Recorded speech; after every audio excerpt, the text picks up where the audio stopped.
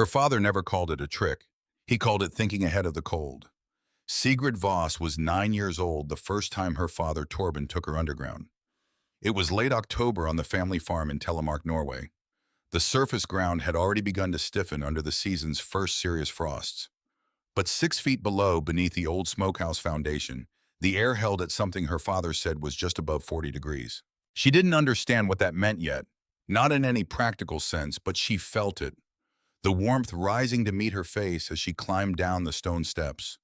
The way the cold simply stopped at a certain depth, as though the earth had drawn a line and told winter it could come no further. Her father crouched beside a row of wax-sealed crocks, his breath barely visible in the lamplight, his palm pressed flat against the stone wall. Fingers spread, reading something she couldn't read yet. "The earth remembers summer longer than we do," he said. He didn't look at her when he said it. He was talking to the wall as much as to her, talking to something he had learned the hard way years before she was born. It takes months to cool. Once you understand that, you stop fighting winter. You start borrowing what the ground already has. She filed it away, the way children file away things they don't yet have the tools to use. A lesson without a test. A fact that sat in the back of her mind for 23 years, collecting dust in a corner she rarely visited. Until the winter of 1931, in a river valley in northern Minnesota, when the temperature outside her property dropped to 38 degrees below zero and held there for 9 consecutive days. But that comes later. First, there is the life she built before the cold arrived to test it. Sigrid came to Minnesota from Norway in the spring of 1924. She was 26 years old. Her husband Arvid was 29. They had crossed the Atlantic on a ship that smelled of salt and machine oil, and the particular anxiety of people leaving one world for another they had only read about in letters. A cousin of Arvid's had written those letters, full of cautious optimism about land prices and the length of the growing season along the rivers of northern Minnesota. The cousin had described the timber on the slopes, the hay ground in the low places, the creeks that ran clear most of the year. He had not mentioned the winters, or if he had, Sigrid had not properly understood what the word meant at that latitude. They purchased 80 acres along a tributary of the Crow Wing River in their first week. The land was honest and unforgiving in equal measure. Timber on the north slope, hay ground in the low spots where the creek spread out in spring. A 2-room house that had been standing long enough to develop opinions about the wind. They added to it in their second year. A proper kitchen, a bedroom with a window that faced east, so Sigrid could watch the light come up over the tree line each morning while the coffee heated on the range. Arvid built the firewood shed in that second year as well. Northeast corner of the property, back wall, tucked against a low ridge that broke the prevailing northwest wind. Open-faced on the south side where the wood was loaded and pulled. Cedar shake roof, simple and solid the way Arvid built everything. He was not a man who used 2 boards where one would do or 3 nails where 2 would hold. He built things to last because he could not afford to build them twice. They were not wealthy, but they were not desperate. They were the particular kind of land poor that feels like sufficiency when the harvest is good, and like standing at the edge of something very deep when it is not. The years between 1924 and 1929 were years of building.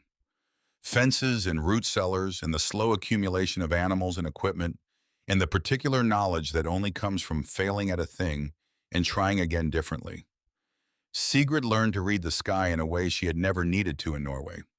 She learned which fields held water too long in spring and which dried fast enough for early planting. She learned to judge the weight of a hay bale by the sound it made when you dropped it.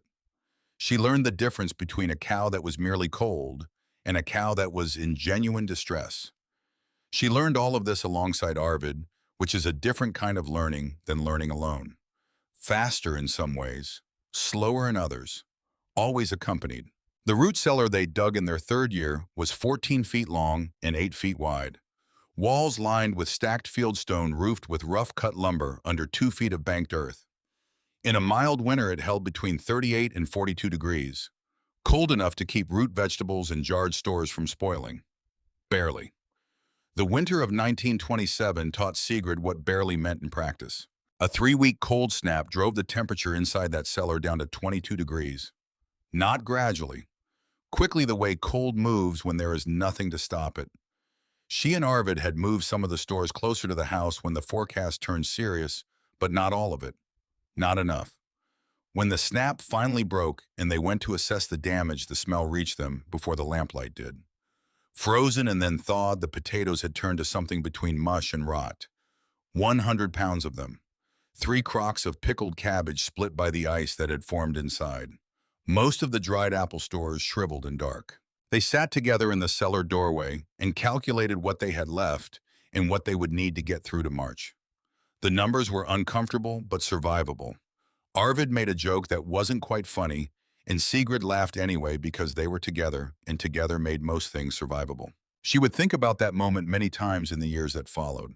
The way his voice sounded in the cold air. The way the calculation felt manageable because there were 2 of them doing it. Arvid Voss died in July of 1929. A ruptured appendix, 4 days of decline. The nearest doctor was 30 miles away and arrived on the second day, by which point the infection had already spread in ways that could not be reversed. Arvid was 34 years old. He weighed 160 pounds the morning they buried him in the church cemetery 6 miles east in ground that was still soft from summer rain. Sigrid was 31. She had no family within 1,000 miles. No savings to spare after 5 years of establishing the property. No practical reason to return to Norway, even if she had possessed the money. She had the 80 acres, a horse named Bjorn, a mixed-breed dairy cow named Kvist, who gave enough milk to be worth the hay she consumed, a woodshed stocked with roughly 2.5 cords of split birch, and a root cellar that she now understood, with a clarity that only arrives when you are facing a thing alone, was dangerously inadequate. The radio in September of 1929 carried nothing but grim news from the banks. The world outside was collapsing in ways that would take years to fully understand. Sigrid understood one thing clearly: she could not afford to lose another winter's worth of stores. She could not afford to lose the cow. She could not afford to be wrong. She thought about their root cellar. She thought about the winter of 1927. She thought about what it had cost them when 2 people faced it together, and the math had still been uncomfortable. And then, for the first time in 23 years, she thought about Telemark. The stone steps, the lamplight, the warmth rising to meet her face. Her father's palm flat against the wall, reading something she had not yet learned to read. The earth remembers summer longer than we do. She stood at the kitchen window and looked at the firewood shed, the low ridge at its back, the undisturbed ground beneath it sheltered from surface temperature swings by the shed floor above and the packed earth of the ridge behind. She stood there for a long time. The coffee went cold in the cup she was holding. The light shifted on the north woodlot. She was not thinking about grief. She was thinking about depth. She chose the first week of September to begin. The surface ground was still workable, but the air already carried the particular bite of coming cold, that sharp mineral smell that arrives in the morning before the temperature itself makes the argument. She marked out a rectangle 9 feet by 14 feet in the back half of the shed beneath the rows of stacked birch. She moved the wood first. Every split piece stacked in careful rows along the south side of the property for the duration of the work. She did this in one long afternoon, and her back reminded her about it for the following 3 days. Then she started with the long-handled spade. The first foot came up easy, black topsoil light and loose smelling of roots and old rain, the accumulated organic matter of decades of shed floor. She loaded it into the wheelbarrow, in long even strokes walked 30 yards to the low spot at the edge of the hayfield. Dumped it, walked back. A rhythm. The kind of rhythm that makes time move differently, that turns hours into a series of motions rather than a succession of minutes. The second foot was heavier, dense clay-laced subsoil that came up in dark clods and smelled of iron, the way deep earth always smells when it hasn't seen light in a very long time. The spade required more force. She adjusted her grip, widened her stance, drove it in with her boot heel. By the third foot, she had switched to a mattock. Breaking the hardpan in short measured swings, loading the broken pieces into the barrow, walking the 30 yards coming back. 3 hours in the morning, 2 in the afternoon. She ate at noon in the house bread and salt pork, and whatever was in the pot from the night before, sitting at the kitchen table with her boots still on, because sitting down to remove them meant the afternoon might not happen. She worked for 11 days. By the end, she had a pit 9 feet deep. 9 feet. The depth her father had taken her to in Telemark as a girl, the depth where winter loses its authority, where the earth's own memory of the previous summer becomes something you can feel with your bare hand. The walls she lined with flat fieldstone, She had been collecting from the creek bank since July. 160 pounds of it hauled in the wagon over 3 trips and stacked near the shed through the summer months. She set the stones dry without mortar fitting them tight against the earth walls and tamping coarse sand into the gaps. Stone against earth, earth surrounding stone. Her father had never explained the physics to her. He hadn't needed to. She had felt it in the telemark cellar at 9 years old, and she felt it now as she pressed each stone into place. The faint residual warmth in the rock that had spent the summer in the creek, absorbing heat from sun-warm water, storing it in its mineral mass, the way stone always does, slowly and completely, and without any intention of giving it back quickly. Stone absorbs heat slowly. It releases heat slowly. A stone wall 9 feet underground doesn't cool at the same rate the air above it does. It resists. It holds. It gives back what it stored through summer long after the surface has gone white. The floor she treated with equal care. Packed earth leveled flat, covered first with 3 inches of coarse wash sand, tamped smooth with the back of a spade. Over the sand she laid a second course of stones, smaller flat pieces, each one heated in a sustained bonfire she built at the field edge and carried to the pit wrapped in burlap while still warm. This was the detail that had stayed with her most clearly from telemark. Her father heating the floor stones. She had asked him why once, standing at the bonfire's edge, watching the stones turn from gray to something darker in the flame. "A cold floor defeats everything else," he had said. "You can insulate the walls and the ceiling all you want, but cold comes up from below as well as down from above. You have to meet it on both ends." She carried 30 stones from the bonfire to the pit wrapped in the same piece of burlap, making trip after trip until her arms ached from the weight and the heat that came through the burlap and warmed her forearms even as the autumn air chilled her face. The floor, when finished, held a faint warmth you could feel if you pressed your palm flat to it and waited. It would not hold that warmth forever, but it would hold it longer than stone laid cold. The thermal mass of 200 pounds of fieldstone sitting at ground level 9 feet below the surface would slow the progress of winter in ways that the earth above could not do alone. The roof was the part that required the most thought. She used 6-inch rough-sawn pine planks laid across the 9-foot span in 2 sections, supported at the center by a beam she mortised into notches cut into the stone walls. Over the planks, she packed 4 inches of the driest hay from last summer's cutting, compressed by hand, layered like thatch. Dense enough to hold its shape, airy enough to trap the dead air pockets that make hay one of the most effective natural insulators available to any farming household without a hardware store account. Over the hay, she stretched a sheet of wax canvas salvaged from an old grain cover, overlapping the edges a full foot on each side and tucking them down against the wall stones. Over the canvas, she shoveled 12 inches of subsoil, pressing it into a low arch with her hands and feet, smoothing the surface until it looked like undisturbed ground. Then she stacked the birch back over it. Every split piece returned to exactly where it had been. Rows neat and ordinary, exactly the pattern they had held before. The hatch concealed beneath the third row from the right, a 2-foot square of pine planks that lifted on a leather pull strap. Invisible unless you moved the wood and knew what to look for. She stood at the shed's open south side when she was finished and looked at what she had made, or rather at what she had hidden. The shed looked exactly as it always had. The firewood stood in its ordinary rows. The cedar shake roof held its ridge. The back wall sat against the low ridge the same way it had sat there since Arvid built it in 1925. Nothing had changed. That was the point. That was also without her fully intending it to be a kind of protection that went beyond temperature. In the last days of September, she lowered into the pit by lamplight, working carefully. 140 pounds of potatoes in burlap sacks, 60 pounds of turnips, 4 crocks of salted pork sealed with rendered fat, 11-quart jars of pickled beets and cabbage, 2 crocks of lard, a 50-pound sack of cornmeal inside a cedar box she had fitted with a tight-sealed lid against moisture, and a small tin containing $40 in paper money wrapped twice in oilcloth. The $40 was not for spending. It was there because she had learned from Arvid's death that the world has a habit of requiring money at exactly the moment you are least prepared to provide it. The tin sat in the corner of the pit behind the cornmeal box, and knowing it was there made the rest of the winter feel marginally less exposed. The neighbors noticed, the way neighbors always do. Wendell Norham was the one who said aloud what others had probably said privately. He was a third-generation Norwegian farmer who worked a spread 3 miles east, a man who had never left Minnesota longer than it took to attend a cousin's funeral in Wisconsin, and had returned from that trip confirmed in his belief that Minnesota was the correct place to be. He was not unkind.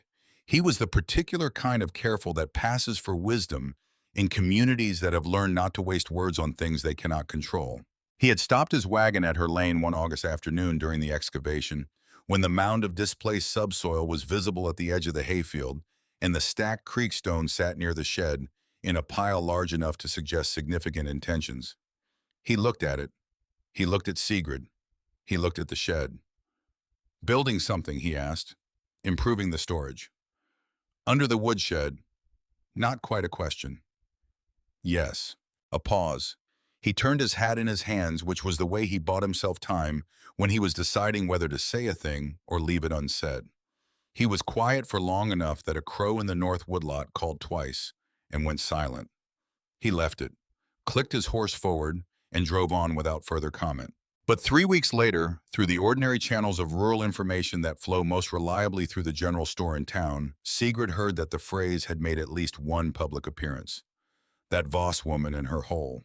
She was in the feed store when she heard it, not directed at her, just floating in the air, the way things do in small communities, where everyone knows which 80 acres belong to the widow, up on the Crow Wing tributary. She bought her order of oats. She paid. She drove home. She found she didn't mind particularly. She had always been more interested in results than in reputation.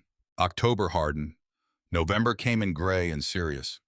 The birch on the north slope dropped their leaves in a rush, and the fields went from amber to gray to white in less than 2 weeks. The creek froze over in the second week of November, which the old-timers said was early even by local standards. Sigrid spent the darkening afternoons of late autumn doing the work that determined whether you survived a northern Minnesota winter comfortably or endured it by the thinnest possible margin. She rechinked the north wall of the house where cold air was working through the mortar. She oiled every piece of leather tack in the barn so it wouldn't stiffen and crack in the deep cold. She split the remaining summer-cut wood and built the pile under the shed to a full 4 cords, which meant the birch she had temporarily displaced during construction now had company that rose thicker and higher than they had been in any previous year. 4 cords. Arvid had always said 2.5 was enough, but Arvid had never been alone, and alone changes the arithmetic of everything. The first real test came on the morning of December 8, 1930. Not the worst. The worst was still weeks away, but cold enough to tell her something worth knowing. The thermometer nailed to the north porch post read 14 below zero when Sigrid came out at first light. She stood on the porch for a moment, her breath coming in short white bursts, and looked at the shed at the northeast corner of the property, exactly where Arvid had placed it, exactly where the ridge broke the wind that came in from the northwest. She waited until midday. Then she walked across the yard, feeling the cold as a pressure against her face and the exposed skin of her wrists above her work gloves. She moved aside 3 rows of birch. She found the leather pull strap. She lifted the hatch. The air that rose from below was something she felt before she measured it.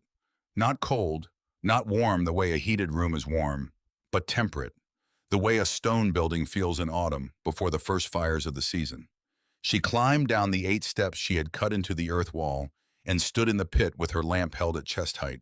She raised her bare hand into the air and waited. 40 degrees, maybe 41. Outside, 14 below zero. Inside the ground beneath a firewood shed shielded by 9 feet of earth and stone and packed hay and waxed canvas and 12 inches of tamped subsoil, winter was barely a suggestion. She stood there for a long time. The lamplight fell on the crocks, the jars, the cedar box with its tight lid. The potato sacks were dry and firm to the touch. The lard was solid. Nothing had shifted. Nothing had frozen. Nothing had failed. She thought about Telemark, the stone steps, the lamplight, the warmth rising to meet her face at 9 years old, her father's palm against the wall. She thought about Arvid, who had talked about connecting the barn to the shed with a covered passage, the way the older farms in the valley had done a conversation they'd had twice, and never gotten further than the talking stage. She thought about the $40 in the tin behind the cornmeal box. She thought about what it felt like to be correct about something that mattered, when the correctness was yours entirely and no one yet knew it but you.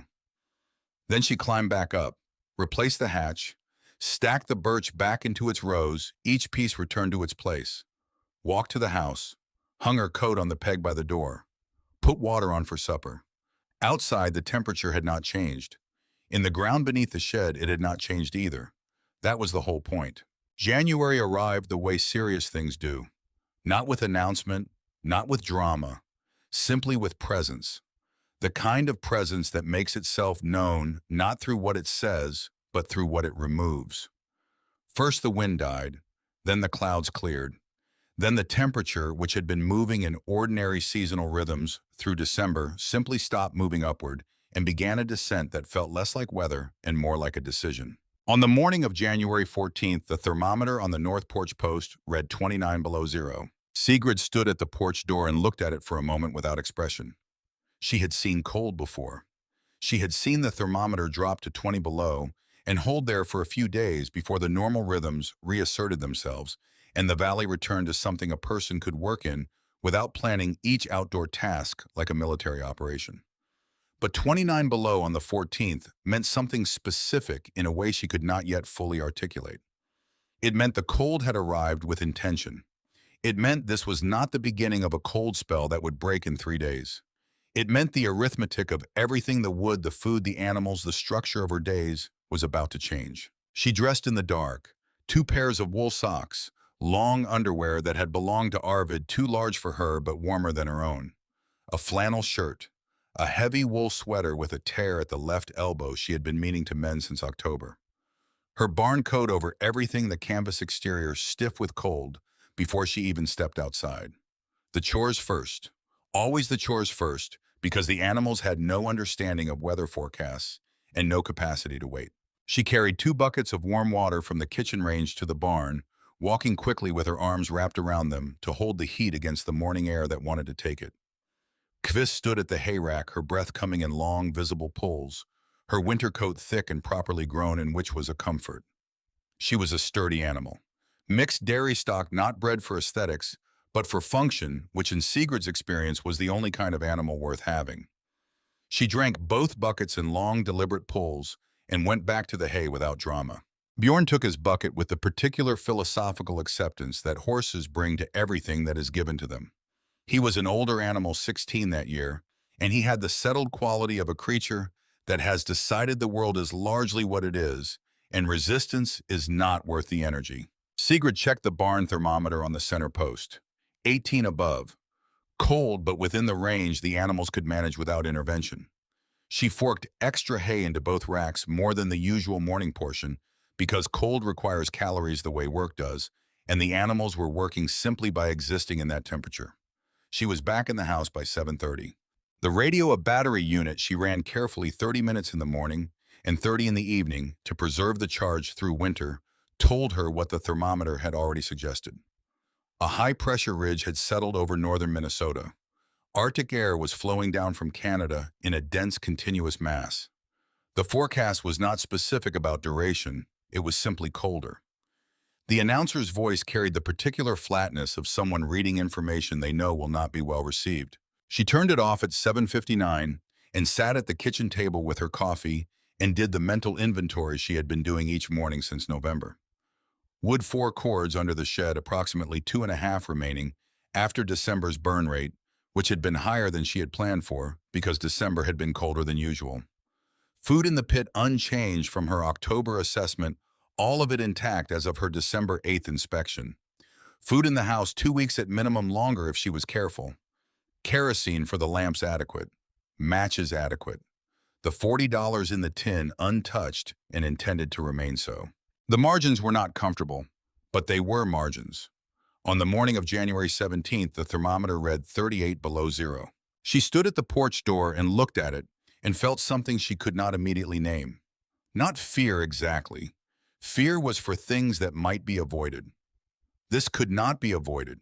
It was simply the condition she was living inside of, the way you live inside a house or inside a season.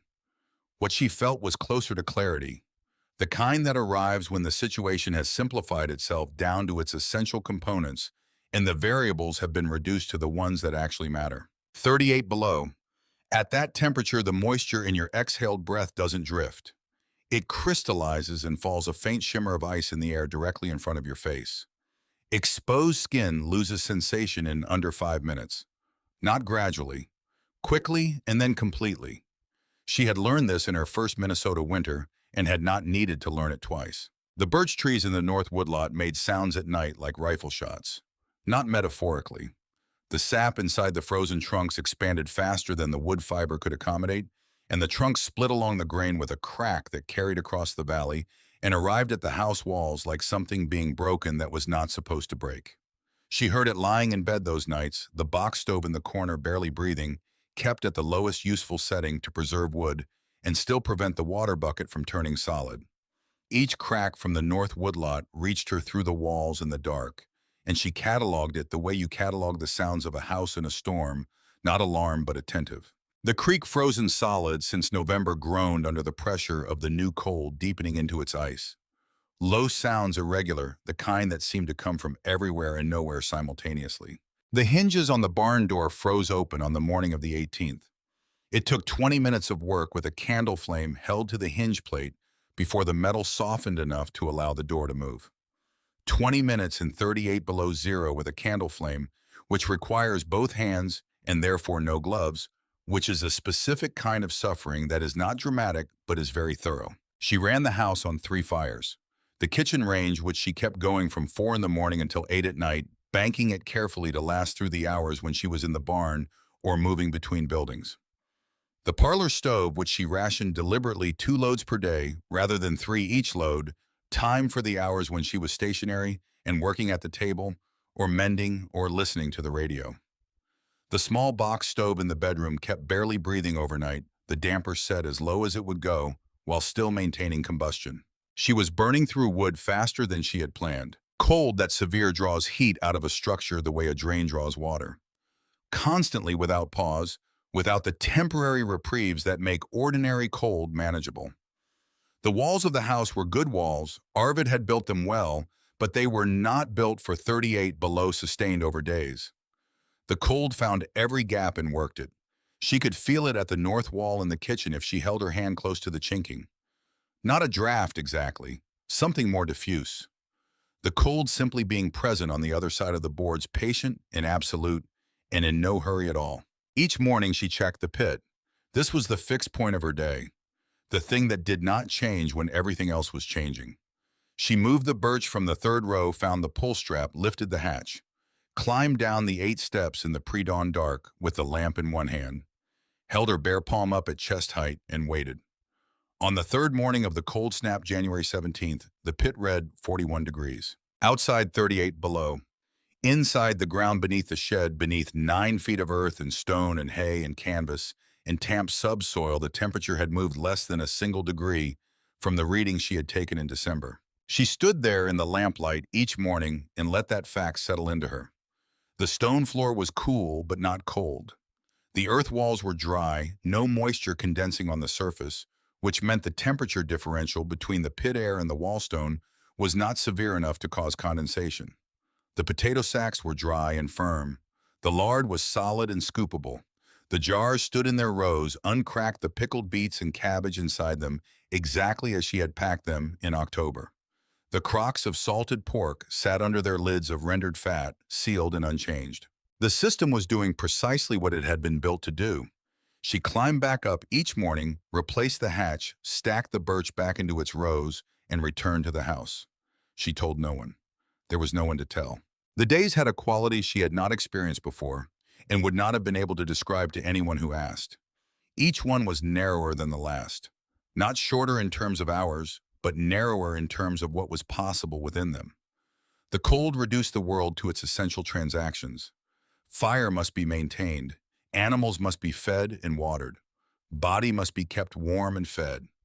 Everything else, the small plans and minor considerations that usually populate a day, was gone. Stripped away by temperature, the way wind strips leaves, revealing only the structure underneath. She did not mind this as much as she would have expected.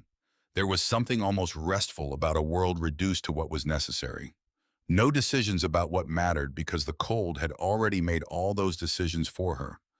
Only the work that kept things alive. Only that. On the morning of January 22nd, the ninth day of the cold snap, Sigrid opened the barn door and felt the difference before she had taken a full step inside. Not the temperature itself. The temperature takes a moment to register on skin that has just come from 36 below. What she felt was the quality of the air, the particular stillness that fills a building that has gone too cold. Not the restful stillness of a room where nothing is moving. The dense, compressed stillness of a space where warmth has been defeated and has stopped trying. She held the lamp up. The thermometer on the center post read 9 above zero. She crossed to Kvist in 4 steps. The animal stood at the far wall with her head lowered, not resting, something more concerning than resting. Her weight was shifted forward onto her front legs, which was a posture Sigrid recognized from the rare occasions when an animal was marshaling its resources inward, pulling blood and warmth away from the extremities, and concentrating it around the organs that could not be allowed to fail. The breathing was shallow and came in short pulls, not the long rhythmic inhalations of an animal at ease. The water in the trough had frozen solid, not just a skim of ice across the surface. Frozen through despite the section of floating wood Sigrid had been keeping in it for weeks, to slow exactly this process. She pressed her palm against Kvist's flank. The warmth she felt there was thinner than it should have been. Present, but retreating. The body doing the hard arithmetic of extreme cold, calculating what it could afford to surrender in order to protect what it could not. 9 above zero. She had checked the forecast the previous evening. The radio announcer had said the high-pressure system showed no signs of movement. No warming expected before the 24th at the earliest, which was 2 days away. 2 days at 9 above zero. She stood in the barn doorway and looked at the woodshed 30 feet away. The ordinary woodshed with its ordinary rows of birch and its cedar shake roof, and the low ridge at its back breaking the northwest wind. She looked at the gap between the east wall of the barn and the west wall of the shed. 4 feet of open space. She and Arvid had talked about closing that gap with a connecting passage the way some of the older farms in the valley had done, a short covered corridor that would let you move between buildings without going outside, and would also not incidentally reduce the exposure of the barn's west wall to the direct assault of whatever the northwest wind was carrying. They had talked about it twice. They had never done it. She looked at the gap, she looked at Kvist, she looked at the thermometer. She was not going to be able to warm the barn. She had no safe means of generating heat in a board and batten structure filled with dry hay. That equation was not available to her. What was available was the gap. The 4 feet of unobstructed space that the wind had been driving through like a funnel for 9 days, stripping the residual warmth from the barn air faster than the animals inside could replace it. She did not waste time on the problems she couldn't solve. She moved to the one she could. She went to the shed and began pulling materials. 2 full hay bales from the loft, which she dropped from the loft door and dragged into position at the gap's opening. 4 lengths of rough sawn 2x6 she had stacked in the shed rafters since the previous spring lumber she had salvaged from a collapsed outbuilding at the property's edge, and saved because Arvid had taught her that good lumber doesn't stop being good lumber just because the building around it has given up. A spool of baling wire, a hammer, a box of 8-penny nails, and the second piece of wax canvas, a remnant section 12 feet long, left over from the pit roof construction stored folded against the shed's south wall. She worked without stopping. The hay bales she positioned first unwired and opened into loose mass compressed and stacked to fill the width of the gap between the 2 structures. Not a wall, a wind barrier. A layer of insulating material interposed between the open air and the barn's west wall. She shaped the hay with her hands and feet, packing it into the gap's corners, building its depth until it filled the full 4 feet from shed wall to barn wall. Over the hay, she stretched the canvas, pulling it tight across the face of the bale stack and nailing its edges into the wooden walls on both sides. The nailing required removing her gloves. She removed them, drove the first series of nails with the focused speed of someone who knows exactly how long they have before the fingers stop responding, then pressed both hands flat against Kvist's neck through the open barn door and held them there until the joints came back. Then the gloves again. Then the 2x6s braced diagonally across the canvas face, their ends nailed into the shed and barn walls to hold the entire assembly against the wind that came around the north end of the ridge in flat, sustained gusts. She ran baling wire through the diagonal braces and twisted it tight with a fence plier until the structure had the rigidity of something built to stay. The second time her fingers went numb, she pressed them against Kvist's flank, holding her palm there until she felt the circulation return in slow, painful increments. She stood with her cheek against the animal's side and felt the breathing. Still shallow. Still too careful. But the head had come up slightly. A small adjustment. An animal registering that something in its environment had changed, not enough yet, but something. The work took 1 hour and 20 minutes. She stepped back and looked at it. It was not beautiful. It was not elegant. It did not close the gap completely or transform the barn into a warm building or solve the problem with any of the thoroughness she would have wanted if thoroughness had been available. It was a wind barrier made of hay and old canvas and salvaged lumber built in freezing cold by a woman who had lost the feeling in her fingers twice and kept working anyway. What it was sufficient. She was not warming the barn. She had accepted that. She was reducing the rate at which cold entered it specifically through that gap, specifically via the channeled wind that had been doing more damage than the ambient temperature alone would have done. The mathematics of insulation are not complicated once you understand what you are actually trying to accomplish. You are not creating warmth. You are slowing loss. Every gap sealed is a degree not surrendered. Every layer added between an animal and a 36 below wind is a fraction recovered, at no fuel cost, no fire risk. Nothing expended except time and the willingness to keep working when your hands have stopped feeling like your own.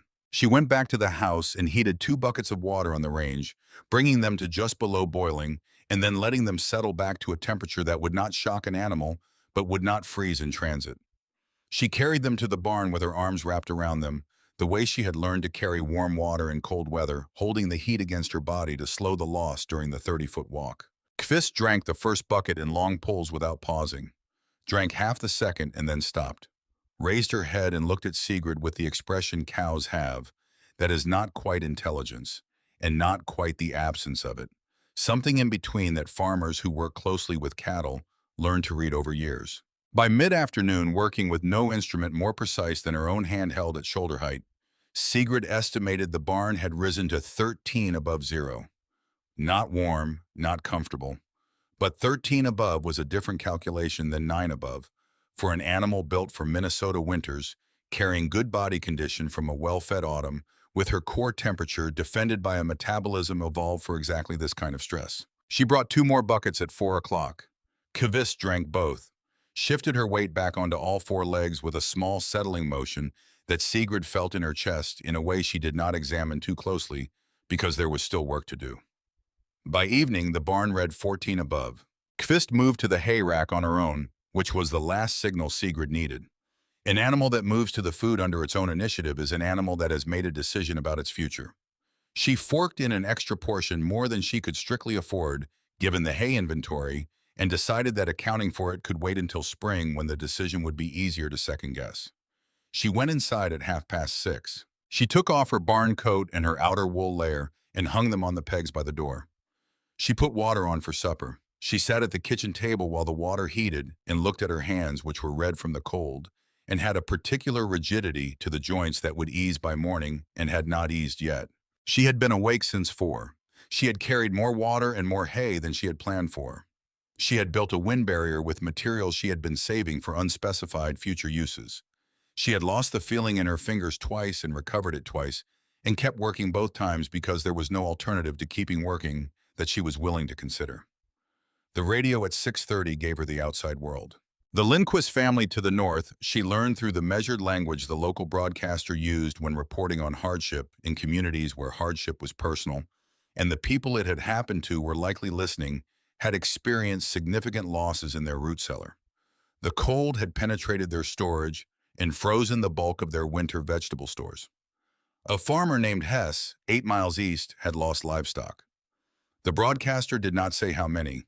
He said more than Mr. Hess was willing to discuss publicly, which in the particular language of rural Minnesota radio in 1931 meant the number was large enough to threaten the farm's viability. Several families in the valley had burned through the majority of their wood supplies.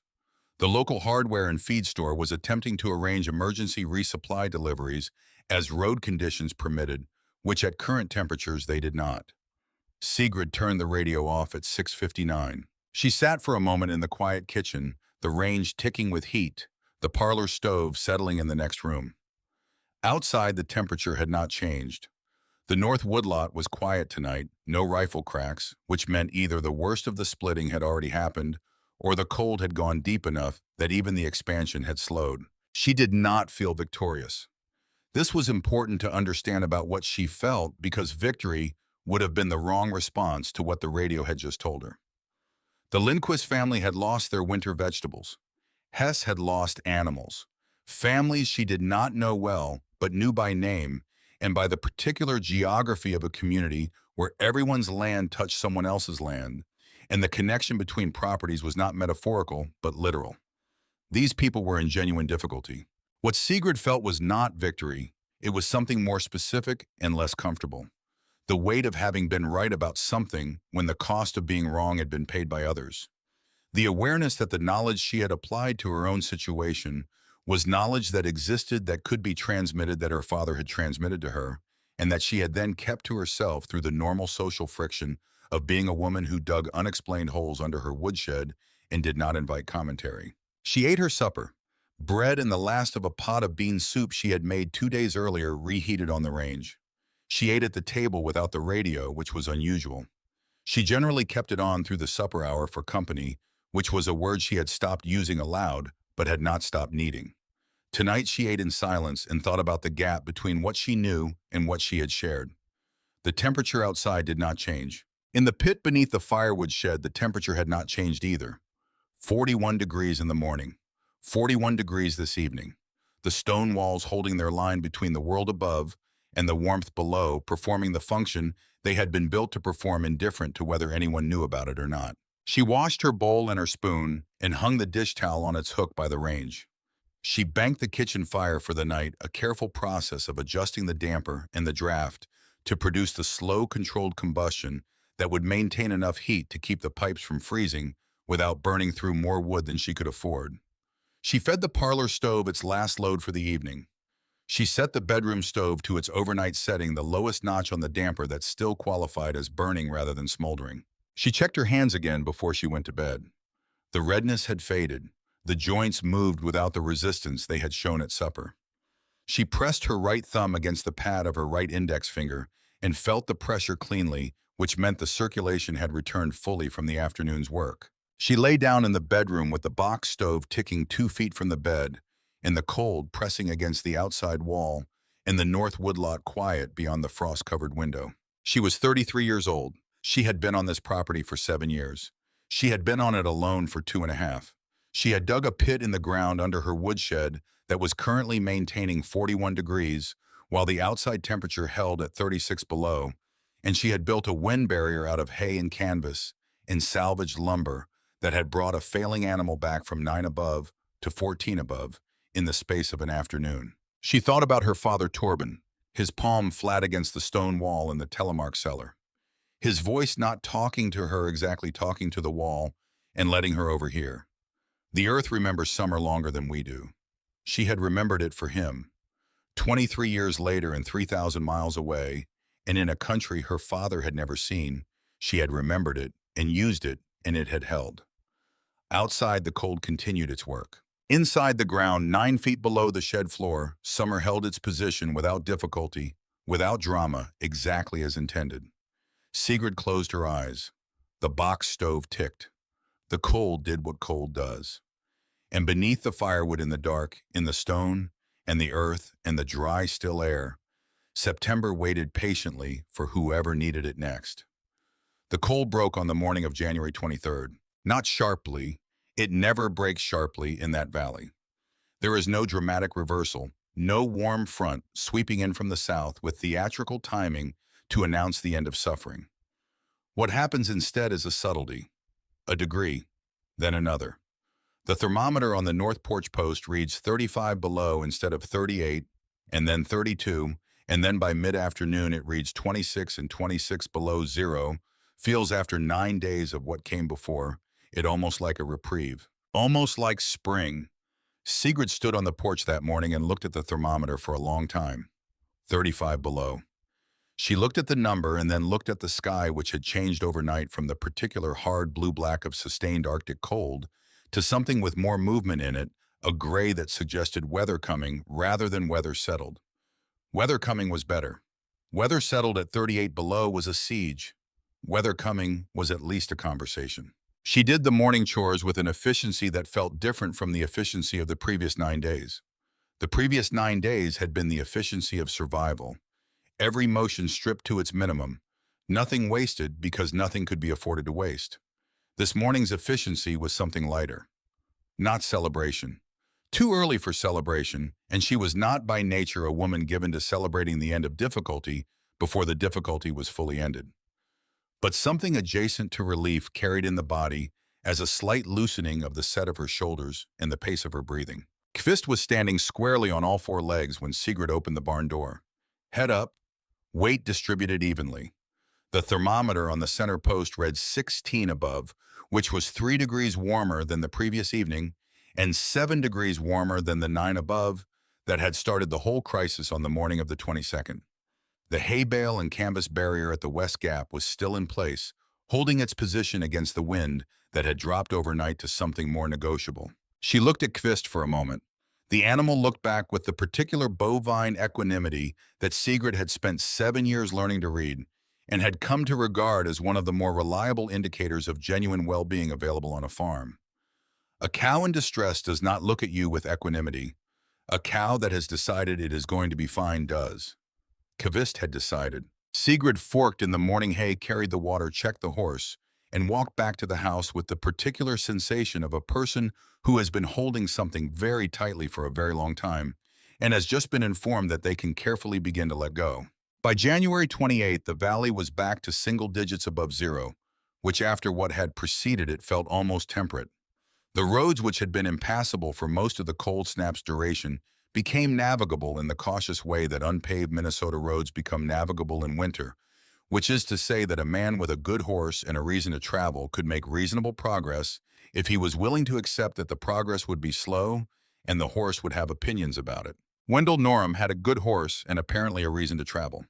He came up Sigrid's lane on a gray morning in early February, his wagon moving carefully over the packed snow ruts, his breath and his horse's breath making the same small clouds in the cold air. He pulled up at the yard gate and sat for a moment looking at the property with the particular attention of a man who is checking something against an expectation he has not yet articulated aloud. He looked at the house. The smoke coming from the kitchen chimney steady and controlled the smoke of a fire that is being managed rather than fed desperately. He looked at the barn whose door opened without difficulty when Sigrid came out to meet him, which meant the hinges were not frozen, which meant the barn had been maintained at a temperature sufficient to keep the metal functional. He looked at the woodshed, its rows of birch standing in their ordinary arrangement, the cedar shake roof holding its ridge of packed snow, exactly as it had held it all winter, exactly as it always held it. Nothing unusual, nothing changed. He climbed down from the wagon and stood at the yard fence with his hat in his hands. "Your stores come through?" he asked. "Yes," Sigrid said. He nodded once. The nod of a man who has been confirmed in a suspicion he is not yet sure how to characterize. He looked at the woodshed again, the same ordinary, unchanged exterior, the birch stacked in the same rows, the structure doing the same thing it had always appeared to do. "Your cow. She's fine." Another silence. He turned the hat in his hands, a slow rotation that had become in Sigrid's observation of him over the years the physical expression of his thinking. He was not a man who rushed conclusions. He was not a man who said things before they were ready to be said. "Lindquist lost most of their root cellar," he said finally. 2/3 of what they had put up. The cold went right through the walls. "I heard on the radio. Hess lost 4 head of cattle." He paused. "He's saying 3, but it's 4. The 4th one he's not counting because it was old, and he'd already decided it wasn't going to make spring, but it went in the cold snap, and so." He turned the hat another half rotation. "It's 4. Sigrid said nothing. She waited. Several families came through, but they burned through nearly everything they had for wood. Trying to resupply now. Roads are difficult. He looked at her wood pile. 4 cords at the start of winter, and even with the elevated burn rate of the cold snap, the rows under the shed still showed substantial depth. She had managed the rationing carefully enough that the reserve showed. You seem like you came through in reasonable shape. I managed. Your wood held. I cut extra this fall. He looked at the shed for a long moment, the look of a man adding things up that he has been adding up for some time and is finally arriving at a sum. That hole under the shed, he said. It was not quite a question. It was the sentence a man uses when he has already arrived at the answer and is offering the other person the courtesy of confirming it. Yes, Sigrid said.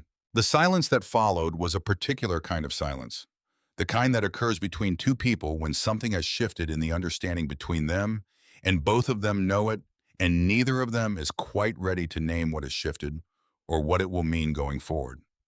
Wendell Norham looked at the woodshed. He looked at Sigrid.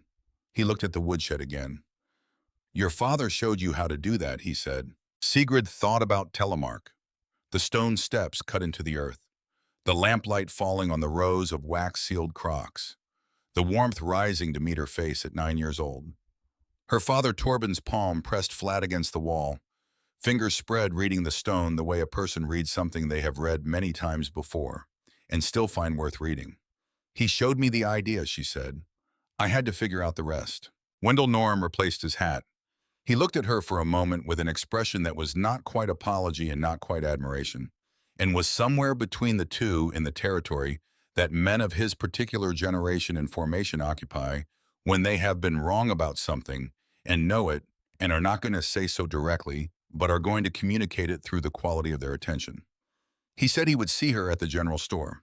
He turned his horse toward the road. Sigrid watched him go. She stood in the yard until the wagon had cleared the end of the lane and turned onto the main road and disappeared behind the tree line. Then she went inside and put water on for coffee and stood at the kitchen window looking at the firewood shed in the pale February light. She was not thinking about vindication. She was thinking about the Lindquists.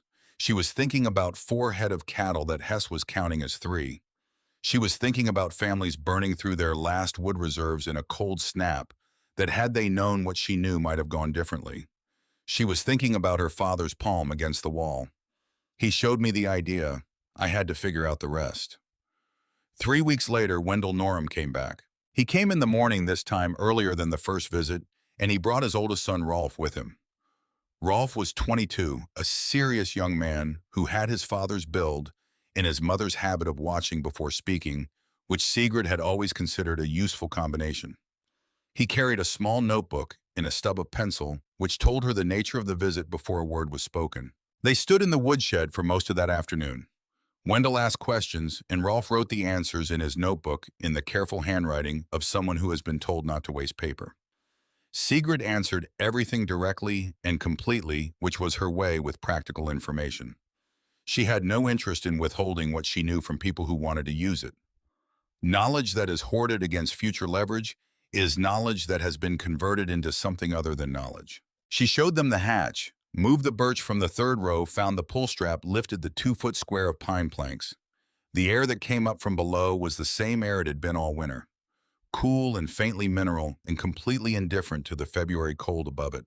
Rolf wrote down the dimensions: 9 feet deep, 9 feet by 14 feet in plan, stone walls set dry without mortar, coarse sand in the gaps, floor laid with heated stone over 3 inches of wash sand, roof 6-inch pine planks, 4 inches of compressed hay, waxed canvas overlapping 1 foot on each side, 12 inches of tamped subsoil formed into a low arch. He wrote down the location logic: northeast corner back wall against a ridge, undisturbed subsoil sheltered from surface temperature swings, the importance of depth, the importance of mass, the importance of the floor stones being preheated before installation, which Sigrid explained twice because it was the detail that seemed most counterintuitive to a man who had not spent a winter in Telemark at age 9, with a father who understood what the earth remembered.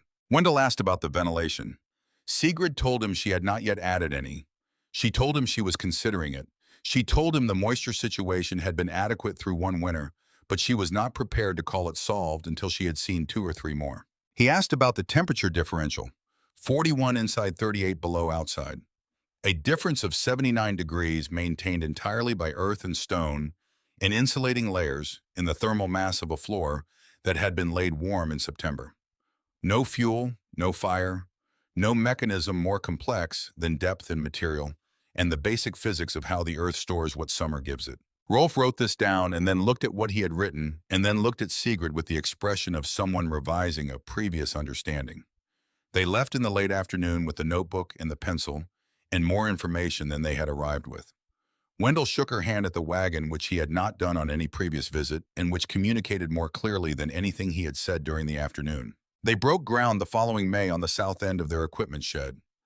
Rolf had adapted the dimensions slightly to fit the different site, and they had one question by mail in June about the floor stone preparation, which Sigrid answered in a return letter of 4 paragraphs.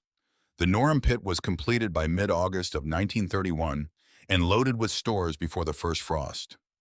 It held through the following winter without a single problem that Rolf did not write to tell her about, which she took as confirmation that no problems had occurred. Sigrid spent the winters of 1931 through 1939 on the property, making the incremental improvements that any well-built system requires when it has been tested against reality, and reality has identified the gaps that theory did not anticipate. The first improvement came in the autumn of 1932. After the winter of 1931 to 1932 had shown her something she had not fully accounted for in the original construction. On the coldest nights of that second winter, she had noticed that the east end of the pit ran a degree or two lower than the west end when she made her measurements. Not alarming, not enough to threaten the stores, but enough to be noticed by a woman who paid attention to degrees. She extended the stone floor 2 feet to the east in September of 1932, adding approximately 40 pounds of additional thermal mass to the end of the pit that had shown the deficit. She heated the new stones in the same bonfire method she had used for the original floor, carrying them wrapped in burlap while still warm, laying them in their extension, and packing the edges tight against the existing stone course. The following winter, the temperature differential between the east and west ends of the pit had essentially disappeared. She filed this away the way she filed everything. Not in writing, in the body, in the hands that had done the work, in the eyes that had read the result. The second improvement came after the summer of 1934, which had been unusually wet. August in particular had brought sustained humidity that was unusual for that latitude. And when she had gone into the pit in early October to begin loading it for winter, she had found that the hay layer in the roof had compressed, and in places had begun to show the gray-green that indicates moisture damage. Not severe, not structurally compromised. But the insulating value of compressed and slightly damp hay is substantially less than the insulating value of dry and properly aerated hay, and Sigrid was not in the business of accepting substantially less when the full value was available to her. She replaced the hay that autumn with packed dry moss, harvested from the north-facing slope of the woodlot, where it grew thick and dense and had been drying through the summer in the shade that prevented it from drying too fast and becoming brittle. The moss went in tighter than the hay had, with less tendency to settle or compress under the weight of the subsoil above it, and its texture was finer and more consistent, which meant fewer air gaps of the wrong size and more air pockets of the right size. It performed better in the first winter after installation than the hay had performed in any of the previous winters, and it showed no moisture damage the following October when she inspected it. She wrote to Wendell Norham about the moss substitution. He wrote back that they would try it the following autumn. She never heard whether they did. The years between 1932 and 1948 had a quality that is difficult to describe to someone who has not spent a significant portion of their life in a particular place doing a particular kind of work. They were not eventful years in the sense that nothing occurred in them that would have interested a newspaper. They were years of seasons and harvests, and the accumulated small competencies that come from doing the same things better each time you do them. The pit was a fixed point in those years, the way the well was a fixed point, and the woodlot was a fixed point. A thing that worked, that you trusted, that you did not think about with anxiety because it had given you no reason to think about it with anxiety. What sat beneath that woodshed by the time Sigrid was making her final preparations to leave the property was essentially identical in principle to what her father Torben had shown her in Telemark, which had itself been built by his father, which had been in turn a practical adaptation of something that had been common knowledge in certain parts of Scandinavia for generations before anyone thought to write it down or assign it an inventor or give it a name that could be put on a diagram. No patent, no publication, no county extension office pamphlet. Just the knowledge passed from hands to hands, from a root cellar in Telemark to a firewood shed in Minnesota, through a woman standing on a cold hillside with a mattock and a very clear memory of a palm pressed flat against a stone wall. Sigrid sold the property in the spring of 1948. She was 50 years old. The buyer was a couple from Wisconsin, young people named Gerald and Dorothy Marsh, optimistic and unprepared in roughly equal measure, which Sigrid recognized because she had been exactly that combination in 1924 and had survived it. They had two small children and a willingness to work that she assessed as genuine during the 2 afternoons she spent showing them the property before the sale was finalized. She told them about the well depth. She told them about the Northfield's tendency to hold water in spring and the importance of not planting it before the last week of May. She told them about Bjorn's replacement, a younger horse she had acquired in 1941, and his particular sensitivity to changes in feed. She told them about the woodlot's sustainable cut rate and the creek's behavior in snowmelt season, in the way the house's north wall would need rechinking every 3 years without fail, or the cold would find its way through before October was out. She did not tell them about the pit. This was not deception, it was a decision she made without fully examining it, the way certain decisions are made, and when she examined it afterward, she found that it was correct. Some things need to be discovered rather than explained. Some knowledge arrives differently when it comes to you, through your own hands, through the act of opening a hatch you found by accident, and climbing down into something you did not know was there, than it does when someone sits across a kitchen table and describes it to you in advance. She moved to Duluth in June of 1948 to a small house 2 streets from a niece who had married a man who worked the docks. The niece was good company, and the city was not what Sigrid had expected, which is to say it was more manageable than she had feared, though the absence of a horizon that extended more than 300 feet in any direction took some adjustment. The Marshes sent a Christmas card that first winter, then another the following December, then a letter in January of 1950, a full page in Gerald Marsh's careful hand that arrived on a Tuesday morning when the lake wind was coming off Superior and the temperature in Duluth was 12 below. They had found the pit. The second winter on the property, Gerald had been reorganizing the firewood in the shed, moving the older split pieces to the front to be used first, when he had shifted the third row from the right and found a leather pull strap set into the floor. He had stood there for what his letter described as a long moment before he pulled it. The air that rose from below was cool and faintly mineral. Dorothy had come out to the shed when he called her, and they had gone down together, both of them crouching under the low ceiling of the pit, with a flashlight touching the stone walls, pressing their palms to the stone floor, looking at the pine plank ceiling with its layers of material that they could identify by lifting the edge of the canvas in one corner. The stores they had loaded that October were sitting in their rows exactly as they had placed them. The temperature that afternoon was 11 below outside. In the pit, according to the candy thermometer Gerald had lowered on a string, it was 40 degrees. He wrote that they did not understand what they had found. He wrote that they had no way of knowing whether it was safe to use for food storage or whether it had been used for that purpose by the previous owner. He wrote that the construction was unlike anything either of them had seen described in any farming manual or extension office publication. He wrote that they would very much appreciate any information Sigrid could provide about what the structure was and what it was intended for. Sigrid sat at the kitchen table in Duluth with the letter and a cup of coffee and the lake wind moving against the windows, and she thought about Gerald and Dorothy Marsh standing in that pit with a flashlight touching the wall she had built in September of 1929, looking at the floor stones she had carried wrapped in burlap from a bonfire at the field edge, reading a structure with their hands the way her father had read the Telemark wall and the way she had read it after him. She wrote back the same evening. 3 paragraphs. The first paragraph explained what the structure was and how it functioned. Earth's thermal mass. Depth as insulation. Stone as heat storage. The physics in plain language, the same language her father had used because it was the accurate language and accuracy was the point. The second paragraph described the construction sequence. The depth. The stone walls set dry. The floor preparation. The roof layers in order from inside to out. The hatch location.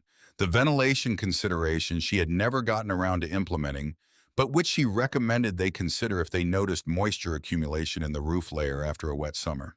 The third paragraph she wrote last and did not revise. It read, "The Earth remembers summer longer than we do. It takes months to cool. Once you understand that winter stops being the enemy, you are not fighting the cold. You are borrowing what the ground already has. She sealed the envelope and set it on the table to mail in the morning. Then she sat for another hour at the kitchen window, looking at the Duluth street with its street lamps and its plowed sidewalks and its houses pressed close together in the way of city houses, where the neighbors are 10 feet away instead of 3 miles, where the distance between you and the next person has been reduced to something you could shout across on a quiet night.